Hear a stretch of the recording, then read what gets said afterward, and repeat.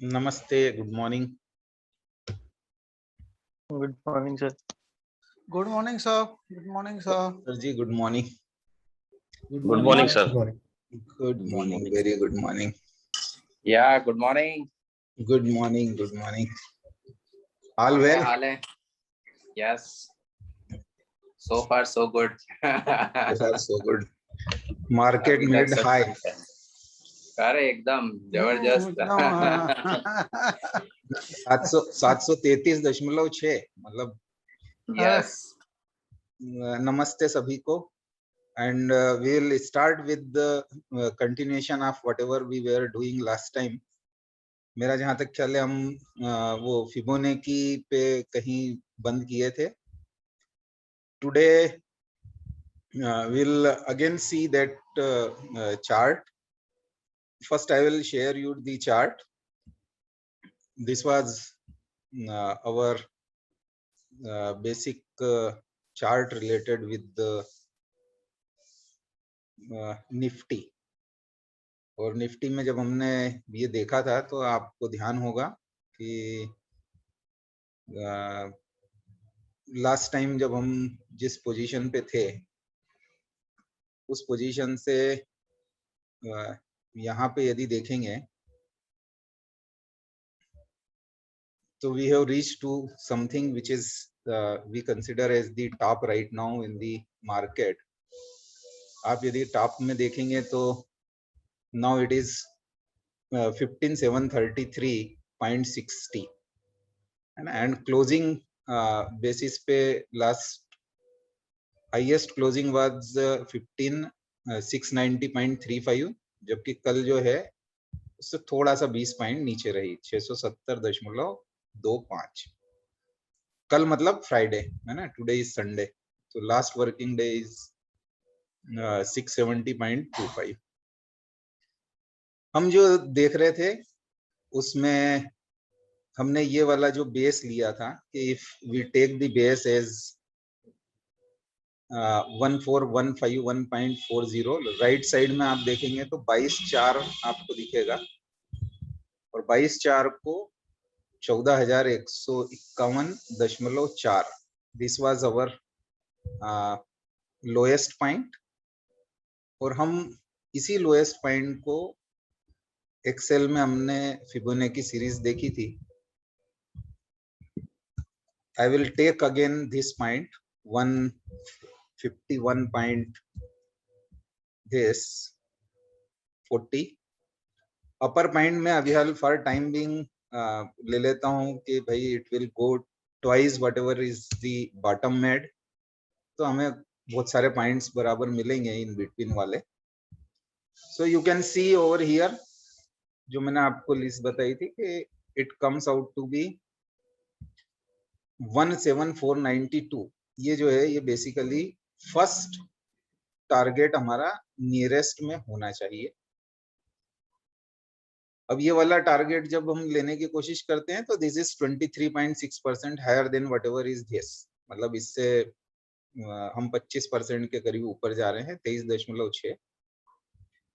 पर हम उसकी बजाय, चूंकि मार्केट एक दिन में, 2 दिन में और 10 दिन में तो 23% ऊपर तक नहीं जा सकता है, तो we have to take in between points. जो पॉइंट्स हम लेने की कोशिश करेंगे वो 14.6 वाले या 9% वाले इस ढंग के पॉइंट्स हैं। तो वो पॉइंट्स यदि लेंगे तो 15,427 होता है। तो दिस इज 15,427। 15,427 को इसको अचीव करना था, पहली बात है। उसके बाद में 16,216 पे जाना है। तो मैं ये दोनों पॉइंट के बीच के और फाइनर पॉइंट निकालने की कोशिश करता हूं। तो I will take low as 15,427, ये मैंने लो ले लिया।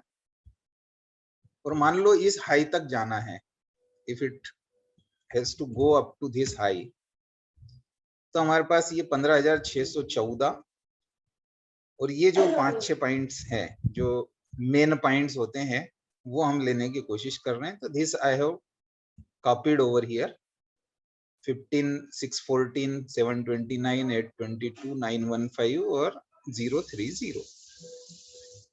हम ये कोशिश करते हैं कि अब ये पॉइंट्स देखने की कोशिश करते हैं कि अभी तक आए हैं या नहीं आए हैं, जो हमने उस दिन डिस्कशन किया था। तो let's see on the chart again the points I am telling from this is 15614। सबसे पहले तो 15,427 आना चाहिए था। जब हम चार्ट में देखते हैं तो ये चार्ट आप देख पा रहे हैं जहाँ पे 14,151.4 था।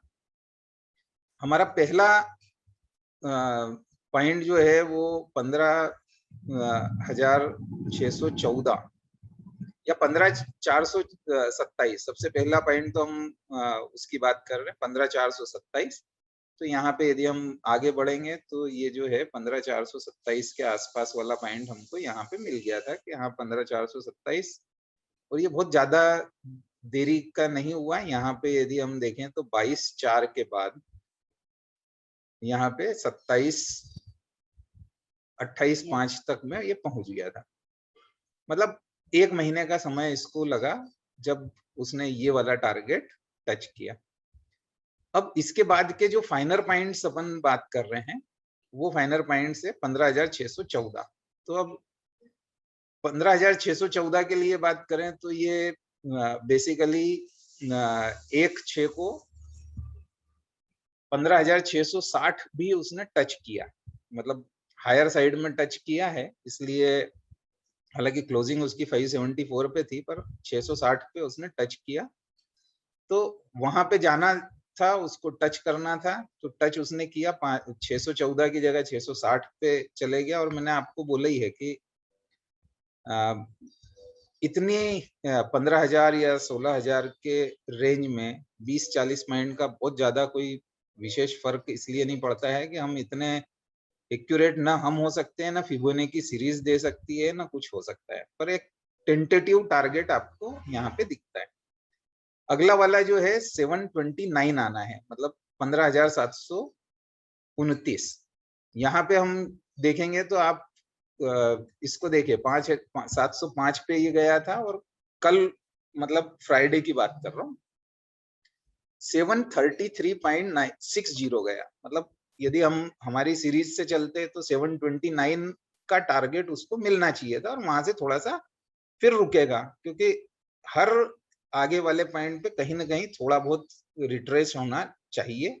और वही यदि रिट्रेस होता है तो ही आप माने कि हेल्दी रहेगा, अदरवाइज पेराबोलिक बनता है। जैसे ये वाला पेराबोलिक है बेसिकली, यहाँ से जो है वो डायरेक्ट चल रहा है और ये तो जो है और एग्जैक्टली पेराबोलिक तो जो है ऐसा शेप होता, परंतु यहाँ तो जो है ये डायरेक्ट वर्टिकल गया है, उसके बाद में साइडवेज और ये सब चला है, मतलब रिट्रेच होना लगा। तो जितना स्मूथ ऊपर राइड करेगा उतना लॉन्गर ड्यूरेशन तक वो सस्टेन भी करता है।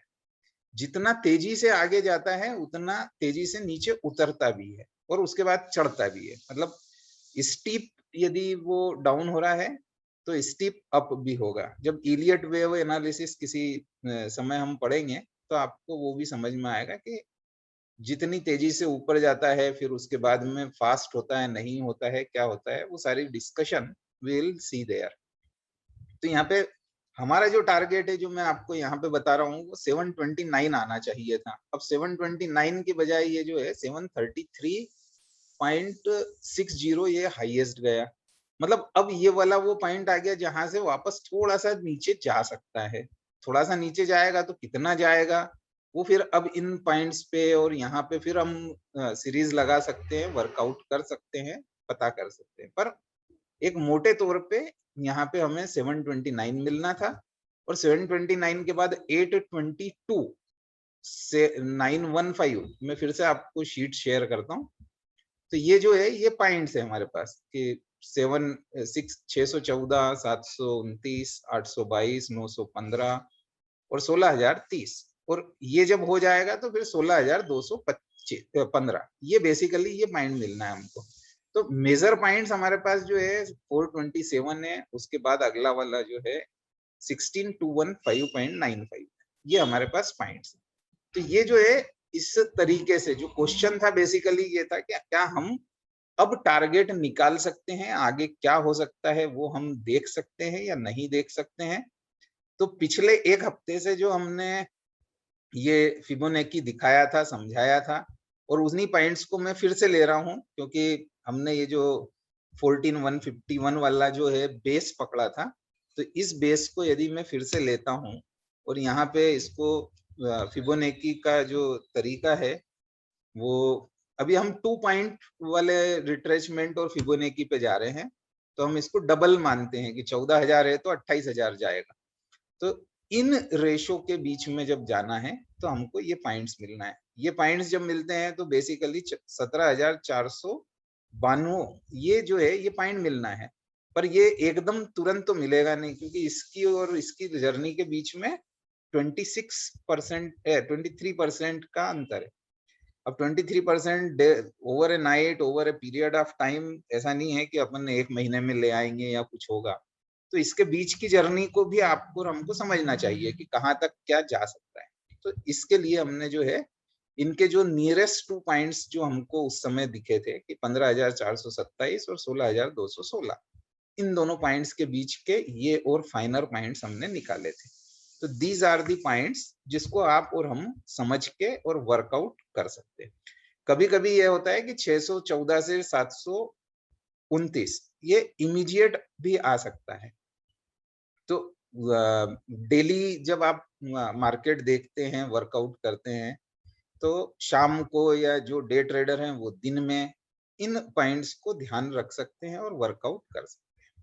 अब इसमें यदि फिबोनाची जो आपका क्वेश्चन था कि हम क्या आगे के टारगेट्स निकाल सकते हैं और निकाल सकते हैं तो कैसे निकालते हैं, वो मैंने आपको एक तरीका बताया। अभी इसके अलावा 3 पॉइंट फिबोनाची रिट्रेसमेंट भी होता है, मतलब कहाँ से चला है, कहाँ गया है।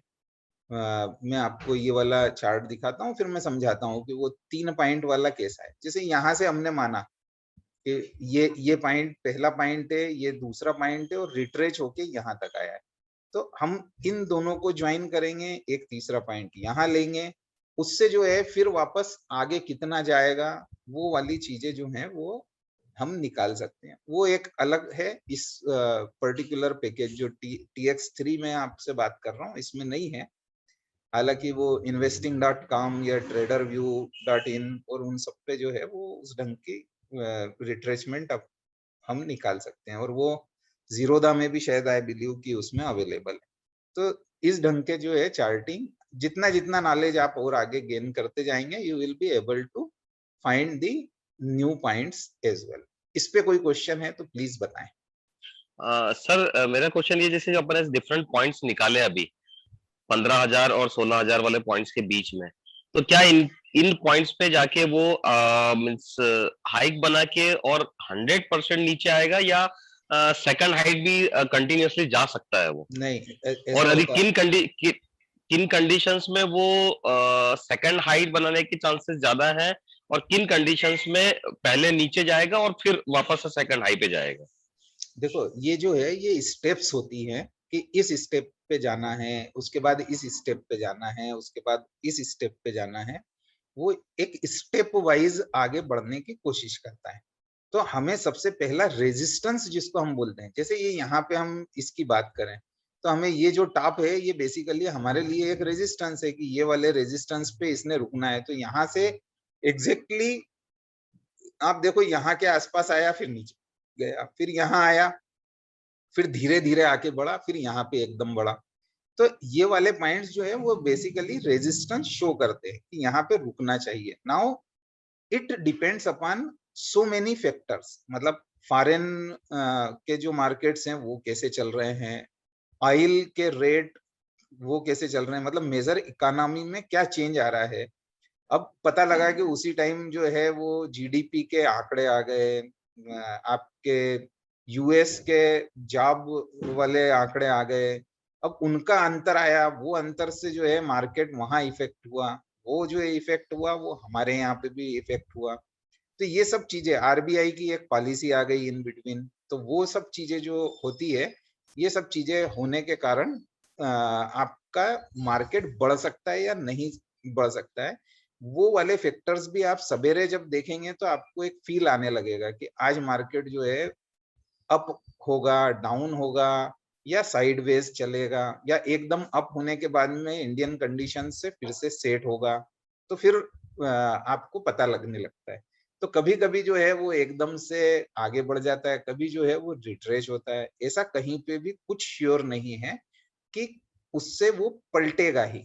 पर वो जो पॉइंट मिला हमको, वो वाला पॉइंट जैसे मैंने आपको बताया था कि यहाँ पे जो है 614 या 729, ये जो अगला वाले पॉइंट्स जो थे, तो 617 वाला 614 वाला जो पॉइंट है, 614 वाला पॉइंट यहाँ पे यदि हम देखने की कोशिश करेंगे, आप चार्ट देख पा रहे हैं जहां पे मैं कर्सर थोड़ा सा इधर से उधर हिलाता हूँ, तो 469 गया और उसके बाद में 606 गया, है ना?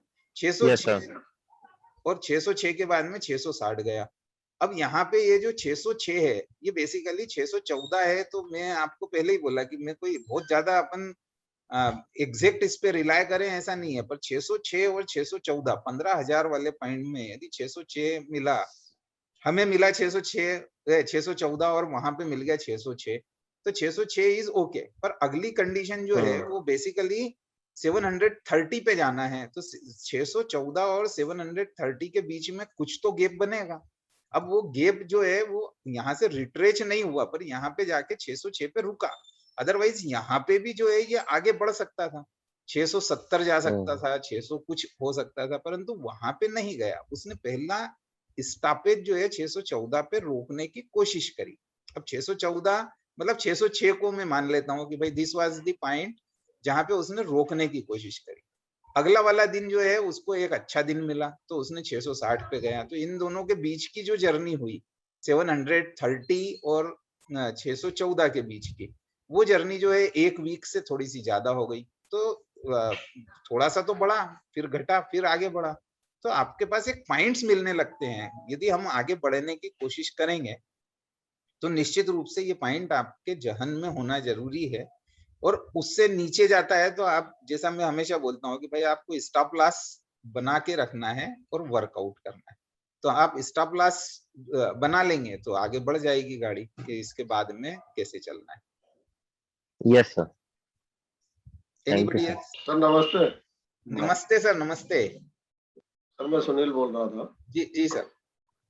सर मैं ये थोड़ा सा समझना चाह रहा था कि आपने एक्सेल शीट से कैलकुलेट करके ये अलग अलग स्टेजेस निकाली फिबोनाची की, और एक जो ये ट्रेडिंग व्यू और इस पे डायरेक्ट लगता है तो भी वही आते हैं लेवल्स, तो दोनों में फर्क क्या है और अपन क्यों उससे एक्सेल से करें या इससे करें? नहीं, या खाली समझाने के लिए एक्सेल पे किया सर आपने? एक्सेल की शीट से या फिबोनाची सीरीज से, जैसे हमने यहाँ पे ये दिया भाई, हिस्ट्री क्या बोलती है आपकी कि यहाँ पे जो है 14,151.4 ये वो वाला पॉइंट था जहां से ये जो है इसने अपना ट्रेंड बदला। मतलब ये ट्रेंड जो है यहाँ से डाउनवर्ड चलने लगा था, इस जगह से उसने ट्रेंड आगे बढ़ाने की कोशिश की। अब हम सबसे पहले जो है, जैसा मैंने आपको बोला था कि ये कुछ नंबर होते हैं, मैजिक नंबर्स होते हैं, वो उसी मैजिक नंबर्स में जो है वो एक फिबोनाची रिट्रेचमेंट है, फिबोनाची एनहेंसमेंट है। तो हम अभी हाल आगे बढ़ने की कोशिश कर रहे हैं, तो हमारा एनहेंसमेंट कहाँ तक जाना है? 14,000 है तो 28,000 तक जाना है। ये एक बहुत थंब रूल की तरह वर्कआउट करता है। जब तो आपको ये उसमें नहीं निकलता है क्या? मैं ये Pardon? समझना चाह रहा हूँ, ये वो जो डायरेक्ट लगाते हैं अपन फिबोनाची रिट्रेसमेंट ट्रेडिंग व्यू हाँ, में, बराबर बराबर, उसमें नहीं निकलता है क्या ये उसमें आगे निकलता तक है का? ना, उसमें निकलता है, उसी से है ये। मैं आपको कैलकुलेशन इसलिए बताया कि मैं यहाँ पे लगाऊंगा तो 28,000 तक मेरा अभियाल जाएगा नहीं, तो मैं वो वाला पॉइंट लगा नहीं पा रहा हूँ। तो मैं अपनी ओके। एक्सेल शीट से आपको बता दे रहा हूँ कि भाई ये 14,000 पहला है। आगे तक ये बेक का तो मैं लगा सकता हूँ, ये बेक का ये जो लगा के दिखाया मैंने आपको कि भाई ये 759 वाला जो है ये है, और मेरे पास चूंकि यहाँ से लेके यहाँ तक गया और ये रिट्रेच हुआ, तो ये 75 है, इसका मतलब मैंने आपको बोला था कि 75 मल्टीप्लाइड बाय 2 मतलब 15,000 तो मुझे मिलना चाहिए। तो ये 15,000 यहाँ पे कहीं उसको मिल चुका था। ये वाला जो पॉइंट है यहाँ पे 15,000 गया था, और 15,000 के बाद में ये थोड़ा सा डाउन वगैरह और ये सब फिर उसके बाद में और ऊपर बढ़ा है। और जैसा हम हमेशा बोलते हैं कि कुछ पॉइंट्स तो जो है वो हमेशा साइकोलॉजिकल सपोर्ट या साइकोलॉजिकल रेजिस्टेंस होते हैं, तो वो तो मिलेगा। 15,000 मिला है, मतलब ये 15,000 एक पॉइंट मिला, ये इसी के आसपास में ये घूमता रहा, और जब उसको कन्विंसली आगे बढ़ाया तब उसने जो है ये 15,431 वगैरह का हाई बनाया था। उसके बाद नीचे आया जो यहाँ पे 14,151 पे नीचे जाके, और यहाँ से वापस बदला है। तो ये जो है ये पॉइंट हमको बेसिकली 14,151 वो पॉइंट है जहां से ये बदल रहा है। आगे की टेरिटरी हमको बिल्कुल नहीं पता है, ऐसा मान के चले आप अभी। तो 14,151 से यदि पलट लिया है ये, तो नए पॉइंट्स क्या क्या मिलेंगे वो हम उस फिबोनाची सीरीज से निकाल सकते हैं। तो वो एक्सेल शीट वाला कैलकुलेटर सीखना पड़ेगा ना। हाँ, तो एक्सेल शीट जो है तो बहुत सिंपल है, मतलब एक्सेल शीट ये वाली जो है मैं आपको शेयर भी कर लूंगा। अदरवाइज ये पॉइंट्स जो हैं मैंने आपको तरीका बताया था कि आपको कैसे निकालना है। ये 0 1 1 अगला वाला Fibonacci number sum of these two है, तो आपने ये जो सम ऑफ दीज टू निकाला, फिर सम ऑफ दीज टू निकाला, ऐसा करके आप आगे आ जाएं। और मैं कहीं पे भी जाऊंगा तो दो नियर मोस्ट नंबर है, जैसे मैंने बहुत लंबा वाला सीरीज ले लिया, दो नियर मोस्ट नंबर है तो भी ये 0.618 ही आ रहा है। जो मैंने यहाँ पे लिया है 55 और 89 के बीच वाला जो लिया है, ये दोनों पास वाले जो नंबर है उनका रेशियो जो है 0.618 है। मैंने आपको बिल्कुल इसके बाद यहाँ वाले को लिया है 46 और 75 वालों को, ये थाउजेंड्स में है, फिर भी इनका रेशियो जो है 0.618 है। तो दिस इज समथिंग मैजिकल। और इसीलिए इस सीरीज को जो है वो फिबोनाची सीरीज से बहुत सारी चीजें चलती है, उसमें एक स्टॉक मार्केट इज वन। मैंने आपको बोला था कि it is being used in civil also, mechanical also, designer also, सब दूर यूज करते हैं वो लोग इसको। और दो नंबर के बीच का रेशो लेंगे, मतलब 55 और 144 का, तो वो ये आता है। मतलब ये दो अब ये जब नंबर आपके पास अवेलेबल है तो इससे आप ये सीरीज बना सकते हो। मैंने यही सीरीज यहाँ पे बनाई थी, बस और कुछ नहीं किया। तो this we can always find. और नहीं तो ऑनलाइन बहुत सारे कैलकुलेटर अवेलेबल है जिसमें फिबोनाची का एक नंबर दो तो वो पूरी की पूरी सीरीज दे देता है 100% तक की। 2 कैंडल स्टिक पैटर्न, हमने single candle stick pattern almost सारे देख लिए हैं, हालांकि और भी होते हैं, पर मेजर जो कैंडल्स थी वो सब मैंने आपको पूरी बता दी। बहुत ही फाइनर लेवल पे जाएंगे तो काफी कैंडल्स और होती है। हम ऑलमोस्ट जितनी हमें एनालिसिस के लिए जरूरत थी वो सारी की सारी कैंडल्स हमने ऑलरेडी समझ ली है single candle stick. Now we are coming to 2 candle stick pattern. अब इसमें जो है बेसिकली कुछ कैंडल्स हम जो बात करेंगे, एक बुलिश इनगल्फिंग होती है, एक बेरिश इनगल्फिंग होती है, एक बुलिश ट्विजर होते हैं, एक बेरिश ट्विजर्स होते हैं, एक पर्सिंग पैटर्न होता है, एक डार्क क्लाउड कवर होता है, एक बुलिश हरामी होता है और एक बेरिश हरामी होता है। तो इस ढंग के जो है 8 पैटर्न्स हम यहाँ पे देखने की कोशिश करेंगे। और ये कॉम्बिनेशनल पैटर्न है, मतलब दो कैंडल का कॉम्बिनेशन जब होता है तो उसमें ये कैंडल स्टिक पैटर्न्स मिलते हैं। इसकी जो बेसिक थ्योरी है उसको हम पहले समझने की कोशिश करते हैं कि इसकी बेसिक थ्योरी क्या कहती है। दो कैंडल स्टिक पैटर्न जो है, मेरी पहली स्लाइड जब हम बात करते हैं तो उसमें मैं लिखता हूं हमेशा कि what is better than single candle stick pattern. तो सिंगल कैंडल स्टिक पैटर्न से ज्यादा बेहतर क्या होता है, तो it is always dual candle stick pattern. Dual इसलिए कि दो कैंडल स्टिक का कॉम्बिनेशन यदि हम लेते हैं तो वो कॉम्बिनेशन जो है वो ज्यादा बेहतर रिजल्ट देता है compare to single candle stick. जैसे एग्जांपल डोजी पैटर्न हमने देखा, तो डोजी पैटर्न में हम क्या बोलते हैं कि इंडिसिसिवनेस है, रिवर्स हो सकता है या साइडवेज में कन्वर्ट होता है। यदि अप ट्रेंड चल रहा है और डोजी मिलने लगी, इसका मतलब है कि बियर्स भी हावी होने लगे हैं, और हावी होने लगे हैं तो दो काम करेंगे, यदि बुल्स उसको ओवरकम करेंगे तो मार्केट वापस जैसा अप ट्रेंड था वैसा ही चलेगा, परंतु वो नेक्स्ट डे क्या होता है उस पर डिपेंड करता है। तो सिंगल कैंडल स्टिक आपको जो डिसीजन नहीं दे पा रही है, टू कैंडल स्टिक पैटर्न जो है वो डिसीजन दे सकते हैं, वर्कआउट कर सकते हैं। ड्यूल कैंडल स्टिक पैटर्न्स हमेशा सिंगल कैंडल स्टिक पैटर्न से बेहतर होते हैं। स्पिनिंग टॉप बना, परंतु अगला दिन जैसा स्पिनिंग टॉप से आपको चाहिए था वैसा मिल गया तो कंफर्मेशन हो गया, तो this is dual candle stick pattern. मतलब आपको समझ में आ गया कि हाँ भाई, दो कैंडल स्टिक जो है इस ढंग की वर्कआउट करेगी, तो it is always better than single candle stick. फिर जब हम आगे पढ़ेंगे ट्रिपल कैंडल स्टिक या फोर कैंडल स्टिक टाइप के, तो those are still better than this. एक क्वेश्चन जो है पहले पूछा था कि इनको हम क्या रेट कर सकते हैं, तब मैंने आपको जवाब दिया था कि single star, double star, triple star, 5 star, इस ढंग का जो है रेटिंग भी अलग अलग दी जाती है कि कौन सा कैंडल स्टिक पैटर्न ज्यादा रिलायबल है, किसके चांसेस या प्रोबेबिलिटी ज्यादा है। तो सिंपल से एक थ्योरी है कि probability of two candle stick is always better, 3 is still better than dual, and quadruple होगा तो वो 3 कैंडल स्टिक से भी बेहतर होगा, ट्रिपल से भी अच्छा होगा। तो इस ढंग से जो है वो बेहतर होते हैं, and then we will see कि क्या क्या उसमें कर सकते हैं हम। तो टू कैंडल स्टिक पैटर्न की बात करते हैं। सबसे पहला जो टाइप है उसमें it is engulfing pattern. Engulf जैसा नाम से सजेस्ट करता है कि ये एक कैंडल दूसरे को इनगल्फ कर रही है पूरी, और ये जो कैंडल इनगल्फ कर रही है वो बेसिकली रियल बॉडी जो उसकी होती है उसको दूसरी रियल बॉडी इनगल्फ कर रही है। तो वो जो पैटर्न होता है उसको हम बोलते हैं कि इनगल्फिंग पैटर्न। इनगल्फिंग पैटर्न में भी बुलिश होता है और बीरिश भी होता है।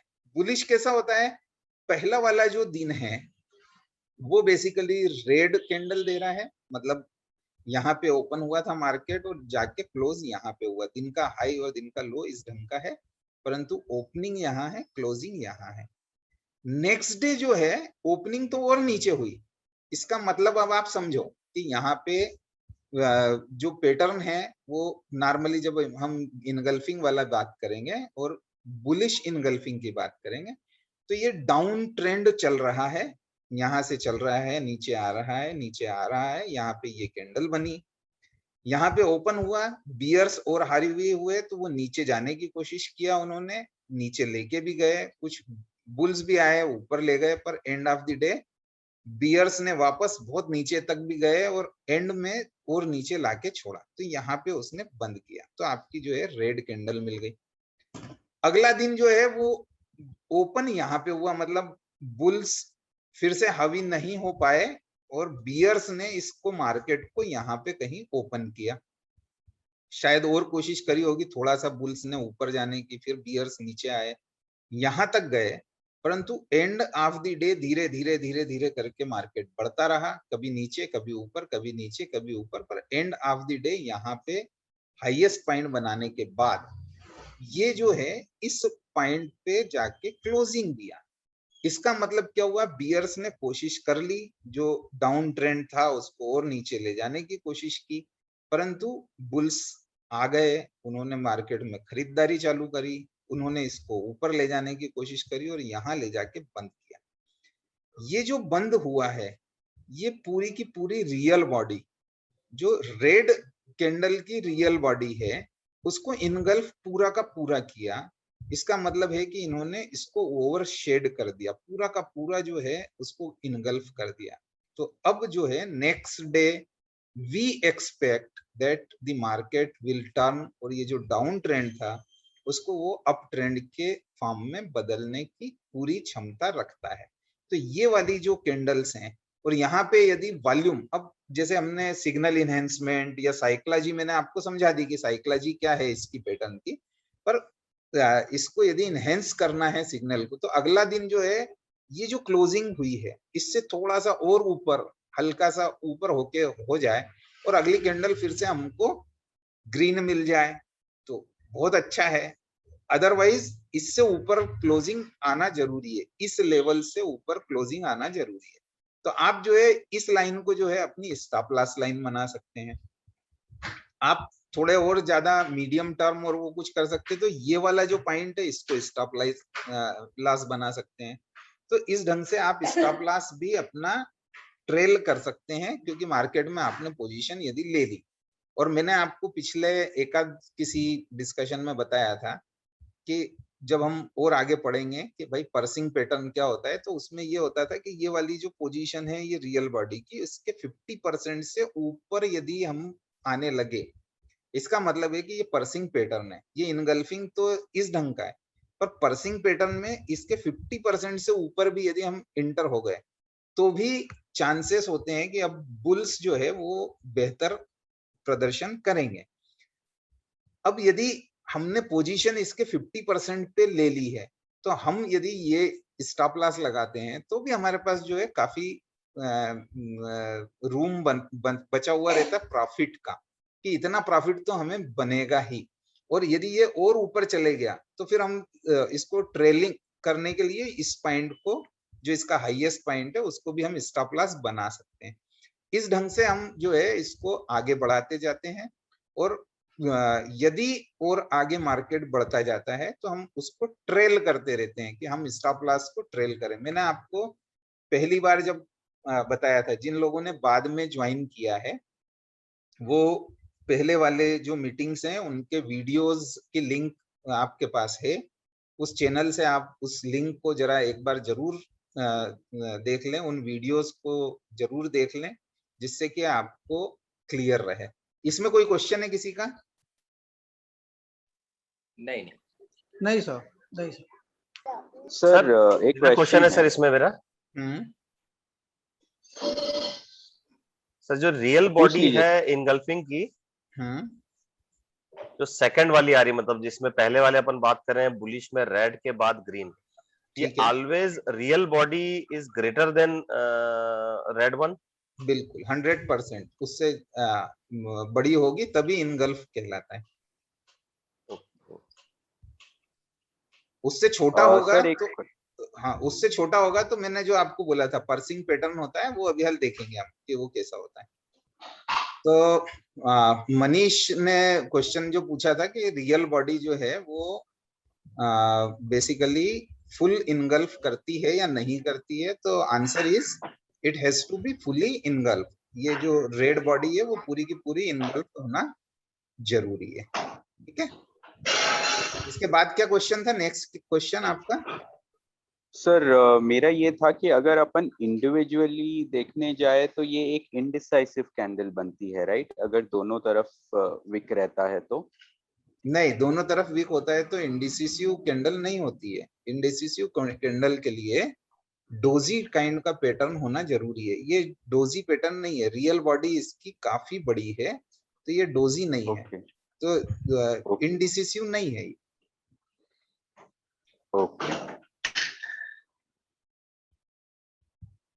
जी, एनीबडी एल्स? नहीं। तो अब हम फिर से इसका जो नेक्स्ट वाला है, मतलब ये बुलिश वाला हमने देखा था, अब हम बीरिश की बात करें तो बीरिश वाला इसका रिवर्स है। मतलब पहली नीचे से ऊपर चल रहा है ट्रेंड, अप ट्रेंड चल रहा है, अप ट्रेंड है, तो ये वाली भी जो है अप ट्रेंड वाली कैंडल मिली, मतलब बुलिश कैंडल मिल गई। ये जब बुलिश कैंडल मिली है उसके बाद में अगली वाली कैंडल जो है वो आपको बीरिश है और पूरी की पूरी इसको इनगल्फ किया। जो आपकी ग्रीन कैंडल है उसको इनगल्फ किया, पूरी रियल बॉडी को उसने ढक दिया। और उसके बाद में तो प्रोसेस क्या हुआ, फिर वही जो मैंने आपको बोला, यहाँ से चल रहा है, अप ट्रेंड है, अप ट्रेंड है, तो ये जो है अप ट्रेंड वाली कैंडल फिर से मिल गई आपको। अगला दिन जब ओपन हुआ तो यहाँ पे ओपन हुआ, और उसके बाद शायद ऊपर गया होगा, थोड़ा नीचे आया होगा, और ऊपर गया होगा, नीचे आया होगा, यहाँ हाईएस्ट पॉइंट पे भी गया होगा और नीचे आया, नीचे आते आते यहाँ तक गया और एंड ऑफ द डे यहाँ कहीं क्लोज हुआ। मतलब दिन भर जो है बियर्स इसमें ज्यादा एक्टिव रहे, हावी रहे, उन्होंने इसको नीचे खींचा। तो जितने बुल्स थे उन्होंने अपना पूरा खरीदारी यहाँ पे जो करना थी वो कर चुके, परंतु बियर्स ने बेच बेच के उसको मार्केट को डाउन कर दिया। जब डाउन कर दिया तो पूरी की पूरी ये जो कैंडल है उसको बीरिश इनगल्फिंग हो चुकी। अगला दिन जो है निश्चित रूप से हम एक्सपेक्ट करेंगे कि ये नीचे जाएगा। तो ये जो है इसकी रिलायबिलिटी जो सिंगल कैंडल होती है उससे थोड़ी सी ज्यादा होती है, कंपैरेटिवली बेहतर होती है।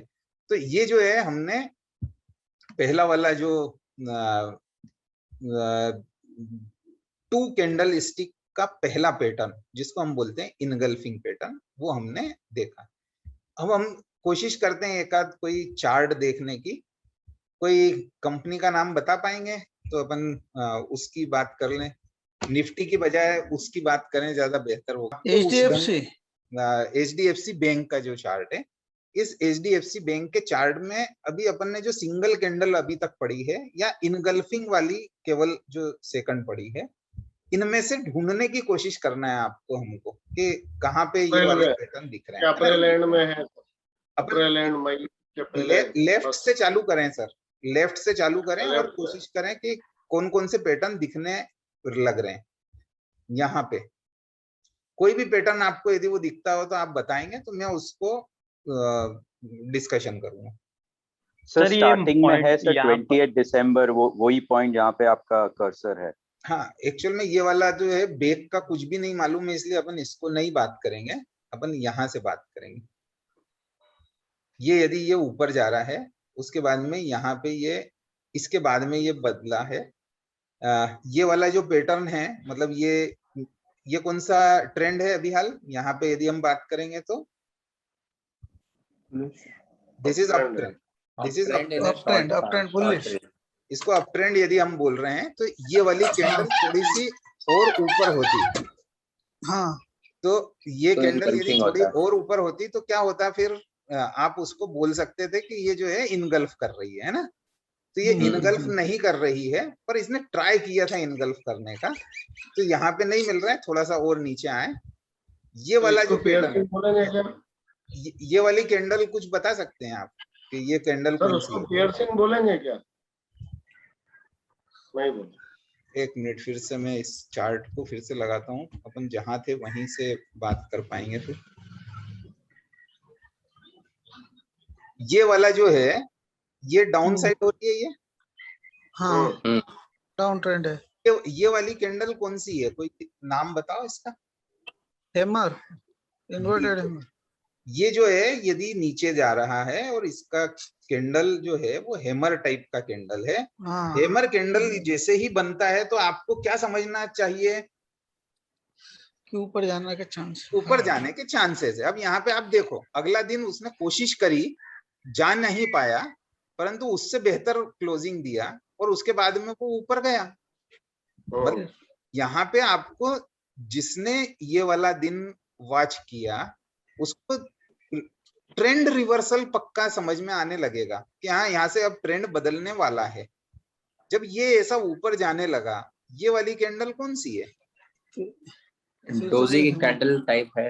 हाँ डोजी है या हैंगिंग मैन है, मतलब आप नहीं उसके नेक्स्ट वाली बोल रहा था। नाम बदल सकते हो क्योंकि उसकी साइज और वो जो है एग्जैक्ट देखेंगे तो अपने को समझ में आएगा। पर यदि ये डोजी है या हैंगिंग मैन है तो यहाँ से जो है ये होल्ड करने की कोशिश करेगा, क्योंकि ये ऊपर जा रहा था। जब ऊपर जा रहा है तो उसने ऊपर जाने वाले को रोकेगा। जब ऊपर जाने वाले को रोकेगा, जब मैं बोलिंजर बैंड की बात करूंगा किसी दिन, तब आपको ये दिखेगा कि ये इस बोलिंजर बैंड पे जाके रुकना भी चाहिए था, तो रुक गया वो। मतलब केवल एक तरीका नहीं होता है, सिंगल कैंडल नहीं होती है जो सब चीजें बोलती है, उसके साथ में दूसरे बहुत सारे इंडिकेटर्स हैं, ऑसिलेटर्स हैं, वॉल्यूम है, इन सबको हम ध्यान देके और कर सकते हैं। तो यहाँ पे हमने ये देखा कि ये कैंडल कौन सी है, डोजी टाइप की कैंडल है या हैंगिंग मैन टाइप की कैंडल। तो ये जो ऊपर जा रहा है उस ऊपर जाने वाले को रोकेगा। जब ऊपर जाने वाले को वो रोकने की कोशिश कर रहा है तो आप देख लो वहां पे वो रुका है, थोड़ा सा यहाँ से रुका है ये थोड़ा, अब ये साइडवेज हो गया, ये चलने लगा, अब यहाँ से फिर से चलने लगा। अब चलने लगा तो ये ऊपर गया। जब ऊपर गया तो यहाँ पे ये कैंडल एक बदली हुई मिली। अब ये जब हम आगे पढ़ेंगे कि डार्क क्लाउड कवर क्या होता है, तब मैं आपको इसको और समझाऊंगा, तब समझ में आ जाएगा कि हाँ इस कारण ये नीचे जा रहा है। ये गया गया गया, अभी अपन नीचे की बात कर रहे हैं, ये नीचे नीचे गया, ये वाली कैंडल और ये वाली कैंडल मिलके और आपको एक फील देने लगेगी कि हाँ यहाँ से रिवर्सल के चांसेस बन रहे हैं। अब जब ये रिवर्सल के चांसेस बन रहे हैं तो आप कोई सा भी पॉइंट लेके आप वापस बदल सकते हो। मतलब किसी ने पोजीशन ले रखी है, ऐसा मान के चलो, मैं यहाँ पे हम बात कर रहे हैं कि यहाँ पे पोजीशन लेना चाहिए, तो इसने ले ली, ये आगे बढ़ रहा है और आगे बढ़ रहा है, यहाँ पे भी इसको डोजी मिल रही है, तो अगला दिन देखेगा कि भाई ये बढ़ रही है, पर अगला दिन कैसा है, तो अगला दिन वापस बेहतर मिल गया तो ये ऊपर चले गया। यहाँ पे कहीं पे उसने अपनी पोजीशन हल्की कर ली, नहीं कर पाया है तो फिर से साइडवेज में चल रहा है। यहाँ पे वो फिर उसको मौका मिला था, क्योंकि यहाँ पे भी ऑलमोस्ट ये स्पिनिंग टॉप की तरह बनने लगा है। तो यदि यहाँ पे किया, नेक्स्ट डे यहाँ पे खाली कर लिया तो बढ़िया है, नहीं कर पाया पोजीशन तो अब नीचे जाने ही वाला है, यहाँ पे कुछ बनेगा, यहाँ से कोई पोजीशन ली है तो ये पोजीशन चल रही है, and so on so fourth. इस ढंग से हम आगे बढ़ सकते हैं। अब इसमें मुझे जो है केवल इस जगह पे ये जो नीचे आ रहा है, यहाँ पे ये जो है कभी बुलिश इनगल्फिंग टाइप का कुछ मिला है ना, एग्जैक्ट है ऐसा नहीं है, पर काफी लेवल तक जो है बुलिश इनगल्फिंग यहाँ पे है। तो ये बुलिश इनगल्फिंग एक बार आप देखें यहाँ पे, क्या ठीक लग रहा है बुलिश इनगल्फिंग?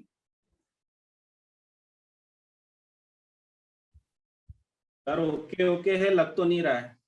हाँ, इसकी जो है थोड़ी सी और यदि नीचे स्ट्रांग होती तो ज्यादा जल्दी और ज्यादा अच्छा समझ में आता, परंतु नहीं भी हुआ। परंतु यहाँ पे एक ट्रेंड नियर, मैंने आपको कई बार बोला है कि एज ए टेक्निकल एनालिस्ट आपको एग्जैक्टली वो मिलेगा ऐसा नहीं है। जो पॉइंट्स में आपको बोलता हूँ कि 15,427 मिलना चाहिए तो 15,427 ही मिलेगा ऐसा नहीं है, उससे 20 पॉइंट 30 पॉइंट ऊपर नीचे मिल सकता है। इसी ढंग से ये जो है एग्जैक्टली बुलिश इनगल्फिंग भले ही नहीं मिल रही हो, पर ये एक पैटर्न यहाँ पे देखने की कोशिश कर रहा है कि ये जो डाउन ट्रेंड है उसको अब रेस्ट्रिक्ट करेगा। मतलब जितना ज्यादा स्लोप डाउन ट्रेंड का है उस ट्रेंड को तो कम से कम होल्ड पे डाल रहा है। तो होल्ड पे डाल रहा है, इसका मतलब है कि ये अगला कैंडल यहाँ आना था, उसका अगला यहाँ आना था, उसका अगला यहाँ आना था, वो आने की बजाय जो है थोड़ा सा साइडवेज गया और उसके बाद में मार्केट आगे बढ़ा।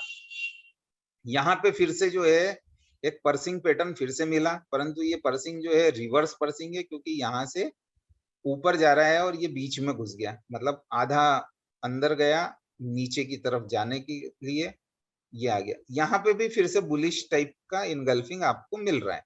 तो यहाँ पे bullish engulfing pattern down side में है, बुलिश इनगल्फिंग मिला, इसका मतलब ये ऊपर जाएगा, गया ऊपर।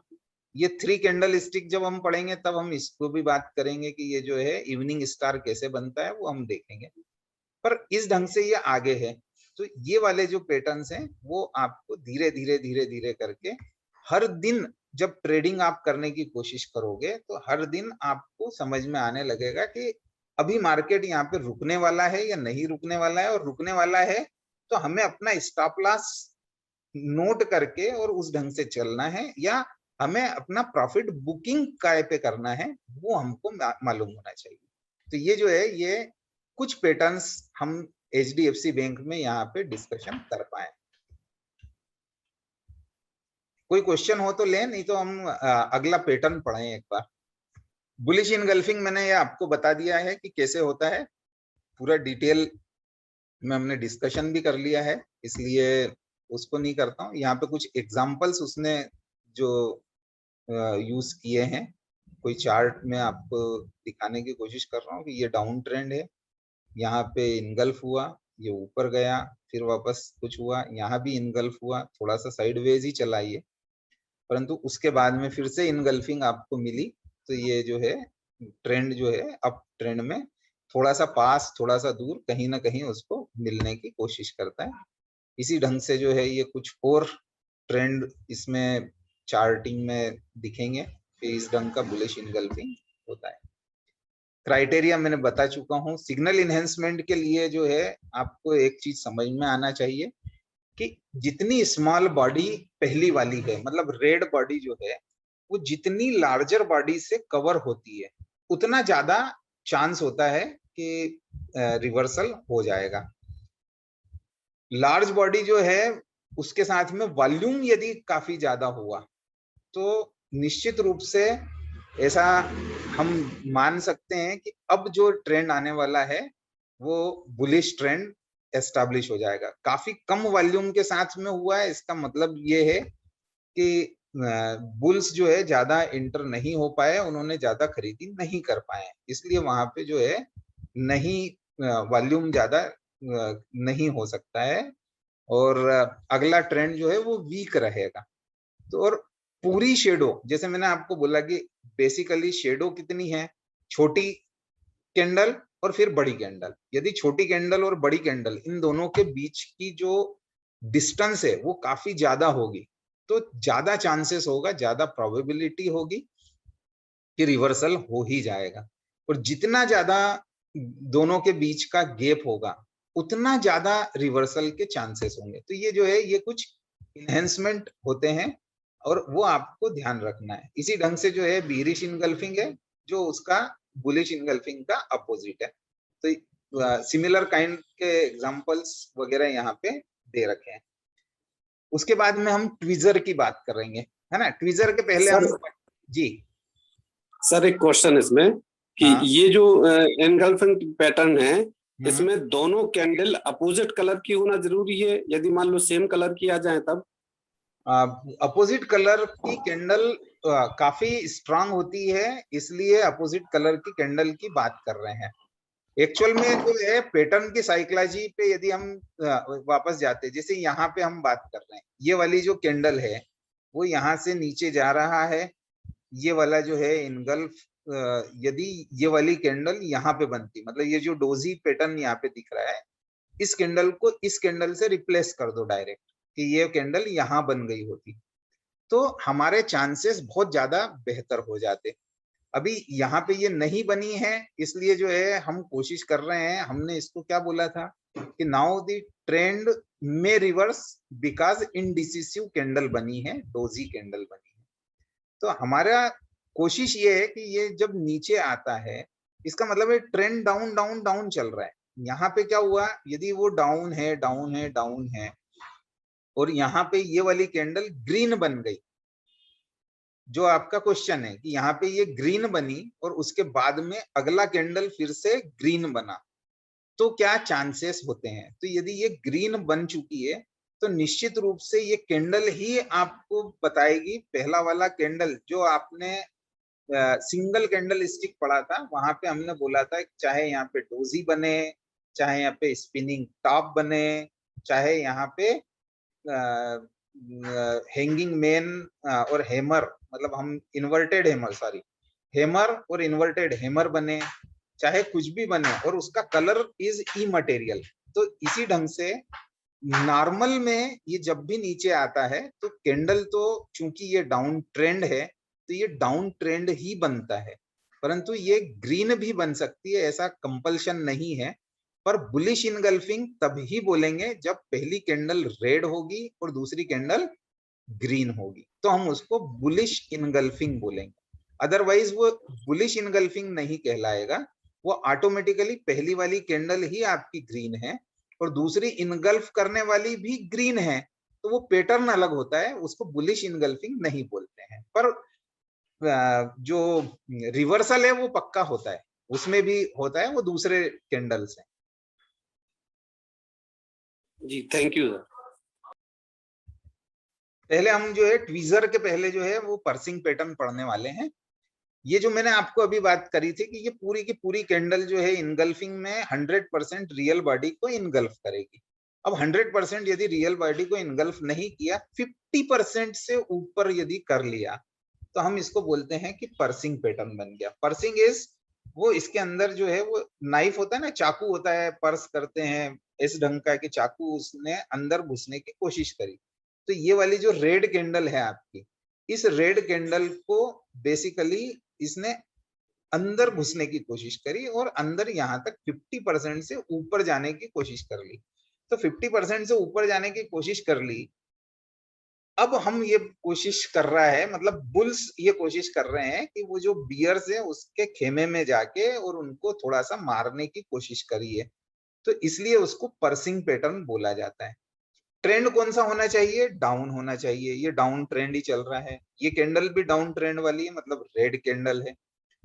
इस ग्रीन कैंडल की तरह मतलब और मार्केट नीचे जाने की कोशिश किया, परंतु बुल्स आए, उन्होंने घुसने की कोशिश करी, 50% तक कामयाब हुए। 100% से ऊपर हो जाते तो इनगल्फिंग बोल देते हैं हम कि हाँ ये बुलिश इनगल्फिंग हो गई, पर ये पर्स करने की कोशिश करी तो भी जो है पैटर्न तो बनने की कोशिश कर रहा है कि नेक्स्ट डे जो है चांसेस हैं कि वो जो है अब बुलिश पैटर्न फिर से बन जाए। ये जो पैटर्न है वो बुलिश इनगल्फिंग का है। पहले ये एक और यहाँ पे फिगर से भी समझा रहे हैं कि ये बीरिश कैंडल है, ये इसका 50% है और 50% से एटलीस्ट अंदर घुसना चाहिए। तो ये बुलिश कैंडल भी है, ये बीरिश कैंडल भी है, 50% से ज्यादा बुलिश कैंडल गई, गैप डाउन भी हुआ है, इसलिए जो है ये ओपनिंग यहाँ पे मिली और उसके बाद अंदर घुसने की कोशिश करी। 50% से ऊपर अंदर घुस चुका। जब 50% से अंदर ज्यादा अंदर घुस चुका तो वो वाला पैटर्न जो है वो पर्सिंग पैटर्न कहलाएगा। फिगर जो है वो जैसे मैंने बुलिश के लिए कुछ दिखाए थे उसी ढंग के फिगर यहाँ पे आप बीरिश के लिए भी देख लें कि नहीं सॉरी पर्सिंग पैटर्न के लिए भी देख लें, जो इनगल्फिंग पैटर्न के लिए हमने देखे थे उसी ढंग के पैटर्न यहाँ पे भी हम देख सकते हैं कि ये जो पैटर्न है वो बेसिकली डाउन ट्रेंड का पैटर्न है, ये डाउन चल रही है, ये कैंडल है, ये रेड कैंडल है, इसको पर्स करते हुए एक ग्रीन कैंडल बनी, अगला वाला कुछ ऐसा पैटर्न बना है। इसी का रिवर्स में यहाँ पे दिखा देता हूँ कि ये जो है ये बुलिश वाला इन पर्सिंग किया, ये वाला जो है पैटर्न जो है कौन सा पैटर्न है? ये अप ट्रेंड हो गया। अप ट्रेंड में ये कैंडल जो है वो ग्रीन है, ये वाली रेड है, ये इसके 50% के और नीचे तक मान लो यदि आप, तो थोड़ा सा नीचे गया और उसके बाद में ये थोड़ा सा नीचे जाएगा, मतलब ये जो है बीरिश पर्सिंग होता है। अभी हम और आगे पढ़ेंगे तब और अपने को मिलेगा, पर इस ढंग के ये जो है कुछ एग्जाम्पल यहाँ पे दिए हैं। ये जो पर्सिंग होता है इसको हम बोलते हैं, इसका टेक्निकल नेम है डार्क क्लाउड कवर। मतलब ये जो ट्रेंड है ये नीचे से ऊपर की तरफ जा रहा है, मतलब अप ट्रेंड है, ये कैंडल ग्रीन रहेगी, ऊपर से इसको पर्स किया, इतना अंदर घुस गया, तो इसको हमने बोल दिया डार्क क्लाउड कवर। तो ये यहाँ पे डार्क क्लाउड कवर है। इसका भी एग्जांपल जो है इसी ढंग के कुछ एक दो एग्जांपल, ये अप डाउन थोड़ा सा अंदर घुसा और जाने की कोशिश कर रहा है। डार्क क्लाउड कवर के लिए कुछ बातें यहाँ पे जरूर लिखी है कि नंबर ऑफ कैंडल कितनी होती है कॉन्फ़िगरेशन में? 2। मार्केट का कैरेक्टर कैसा होता है? Up trend. ग्रीन कैंडल जो है वो फर्स्ट कैंडल होती है और रेड कैंडल जो है वो सेकंड कैंडल होती है। कितना अंदर घुसना चाहिए? पर्सिंग कितना करना चाहिए? हाफ वे, मतलब 50% के करीब होना चाहिए। Second candle fails to close below the body of first candle. यदि पूरी बॉडी के कवर कर लेगी तो फिर हम उसको बीरिश इनगल्फिंग ही बोल देंगे, पर वो बीरिश इनगल्फिंग की जगह उसको डार्क क्लाउड कवर। अब ये जो डार्क क्लाउड कवर होता है ये दो पैटर्न, मतलब एक पर्सिंग पैटर्न और एक दूसरा डार्क क्लाउड कवर, ये दोनों जो पैटर्न होते हैं, एक जो है पर्सिंग पैटर्न जो है वो बुलिश कहलाता है, डार्क क्लाउड कवर जो है वो बेरिश कहलाता है। जो हमने यहाँ पे एग्जांपल लिया था इसी में HDFC बैंक में, तो आपको यहाँ पे मैंने बोला था कि ये जैसे ये अप ट्रेंड है, ये कहीं पे इस ढंग से बन रहा है,